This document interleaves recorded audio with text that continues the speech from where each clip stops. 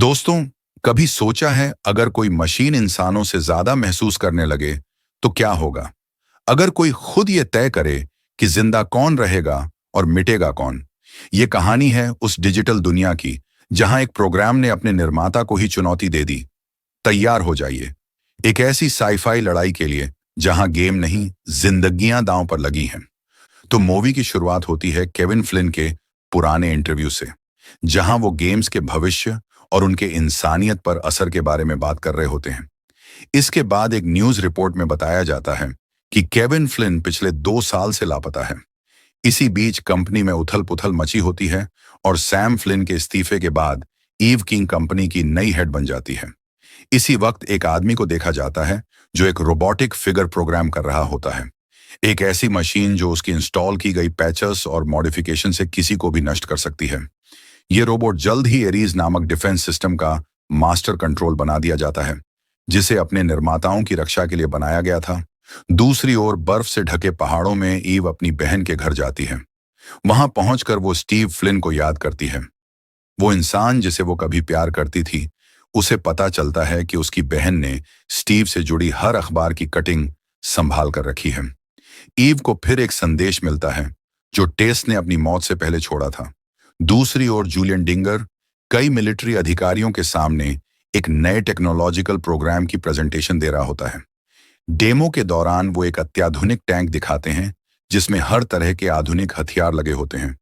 Julian फिर एक विचार रखता है, क्या होगा अगर हम सैनिकों को ही प्रोग्राम कर सकें ताकि वो मशीनों की तरह लड़ सकें।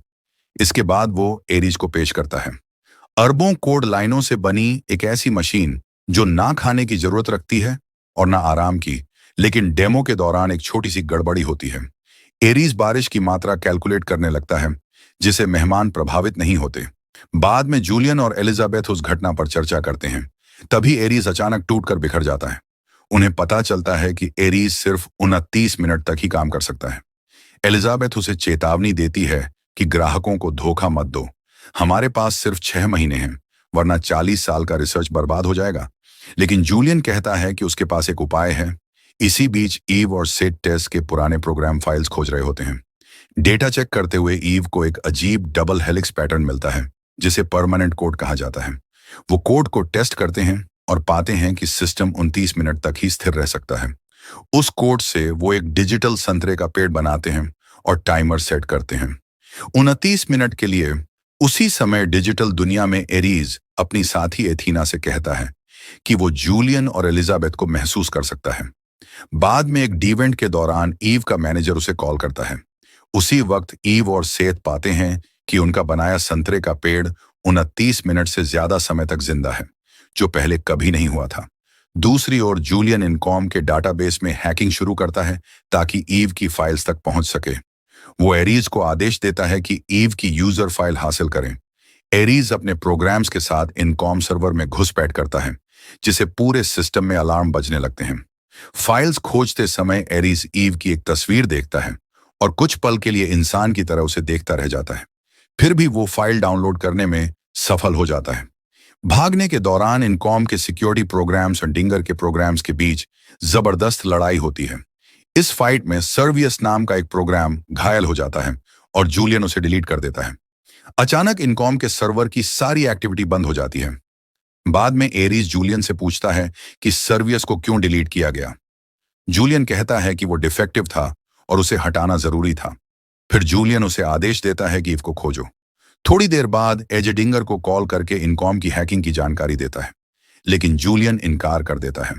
इसी बीच एक विमान में बैठी ईव रिपोर्ट करती है कि उसे परमानेंट कोड मिल गया है और वो पिछले 4 घंटे से सफलतापूर्वक चल रहा है।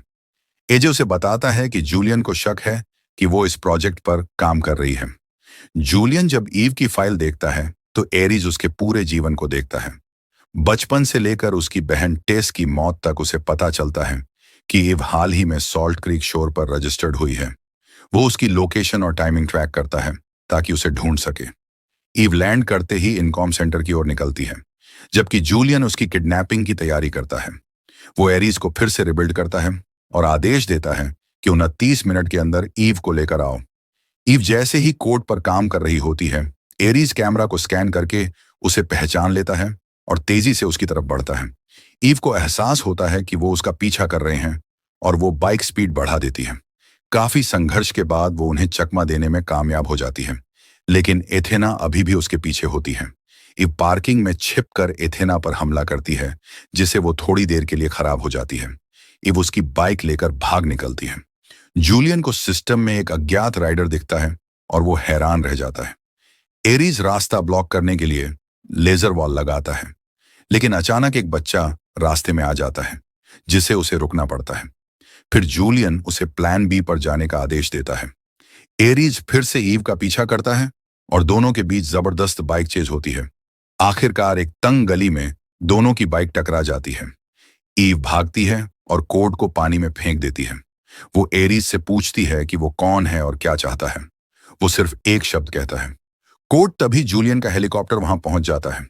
एरीज का टाइमर खत्म होने वाला होता है और ईव समझ जाती है कि वो भी एक प्रोग्राम है। हेलीकॉप्टर से एक बीएम फायर होती है जो ईव को लग जाती है। इस हादसे की खबर मीडिया में फैल जाती है और एलिजाबेथ गुस्से में जूलियन को दोष देती है। इसी बीच एरीज ईव के बायोलॉजिकल फॉर्म को डिजिटल रूप में रिक्रिएट करता है। ईव होश में आती है और एरीज को कहती है, मैंने कोड नष्ट कर दिया। जूलियन और उसकी टीम मानते हैं कि कोड अब ईव के अंदर मौजूद है और उसे निकालने का प्लान बनाते हैं। एरीज को आदेश दिया जाता है कि कोड निकालो और फिर उसे डिलीट कर दो, लेकिन एरीज इस आदेश पर सवाल उठाता है, जिसे जूलियन गुस्से में आ जाता है। एरीज कहता है कि जब तक उसका क्रिएटर मौजूद नहीं है वो एक्सट्रैक्शन नहीं करेगा। एथेना इसका विरोध करती है, लेकिन एरीज उसे रोक देता है। सिस्टम शटडाउन से पहले एरीज ईव से पूछता है, क्या मैं तुम पर भरोसा कर सकता हूं? एथेना तुरंत जूलियन को रिपोर्ट भेजती है कि एरीज खराब हो रहा है। जूलियन आदेश देता है कि दोनों को डिलीट कर दो। हमले के दौरान जमीन टूट जाती है और एरीज ईव दोनों पानी में गिर जाते हैं। एरीज ईव को बचाता है और डिजिटल स्की जेट बनाकर उसे ट्रांसफर पोर्टल की ओर ले जाता है। ड्रोन उनका पीछा करते हैं, लेकिन एरीज उन्हें एक एक कर नष्ट कर देता है। ईव कहती है कि अगर वो बचना चाहती है तो उसे पोर्टल से गुजरना होगा। एरीज उसे सौदा करता है, मैं तुम्हारी मदद करूंगा, बस कोड मेरे साथ साझा करो। ईव मान जाती है।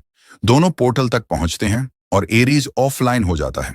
और जैसे ही ट्रांसफर शुरू होता है, जूलियन हैरान रह जाता है कि यह कमांड किसने दी।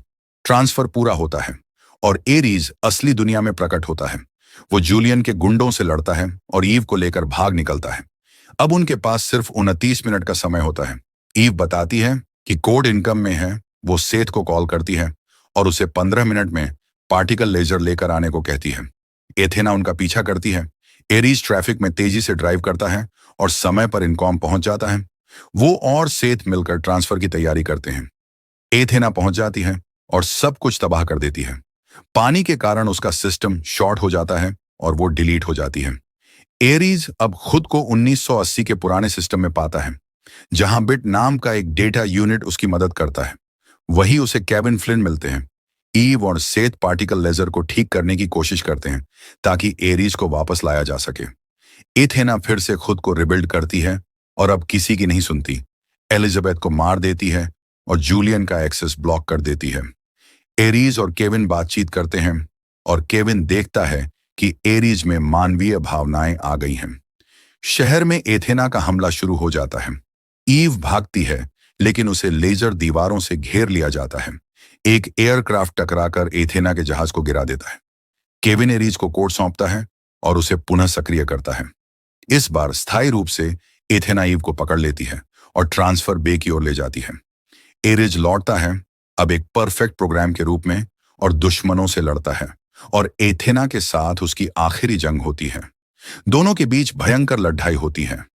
अंत में एथेना कहती हैं, मैंने अपने आदेशों का पालन किया, तुम्हारे क्या थे? और वो उसके हाथों में डिलीट हो जाती है।